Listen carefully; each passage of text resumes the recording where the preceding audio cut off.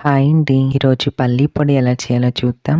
ముందుగా స్టవ్ మీద ప్యాన్ పెట్టుకొని 1 కప్పు పల్లీల్ని వేసుకొని సన్నటి సెగ పైన కలుపుకుంటూ పల్లీల్ని దోరగా వేయించుకోండి. పల్లీలు సగం పైనే వేగాక పావు కప్పు పుట్నాల పప్పును కూడా వేసుకొని పల్లీలు పుట్నాల పప్పు దోరగా వేగేలాగా సిమ్ ఫ్లేమ్లోనే కలుపుకుంటూ వేయించుకోండి. ఇలా దోరగా డ్రై రోస్ట్ చేసుకున్న పల్లీలను పుట్నాలను ఒక ప్లేట్లోకి వేసుకొని చల్లార్చుకోండి. తిరిగి అదే ప్యాన్లోకి 1 టీ స్పూన్ నూనె వేసుకొని 1 టీ స్పూన్ ధనియాలు, అర టీ స్పూన్ జీలకర్ర, కారానికి తగ్గట్టుగా ఎండుమిరపకాయలని తుంచుకొని వేసుకోండి. 2-3 రెమ్మల కరివేపాకును కూడా వేసుకొని ఎండుమిర్చి కరివేపాకు క్రిస్పీగా అయ్యేంత వరకు వేయించుకొని చల్లారిన తర్వాత ముందు వీటిని మిక్సీ గిన్నెలోకి వేసుకోండి. రుచికి సరిపడా ఉప్పును వేసి ముందు వీటిని ఫైన్గా గ్రైండ్ చేసి వేయించుకున్న పల్లీలు, పుట్నాలు, వెల్లుల్లి, చింతపండును కూడా వేసుకొని ఫైన్గా గ్రైండ్ చేయండి. అంతే, పల్లీ పొడి రెడీ.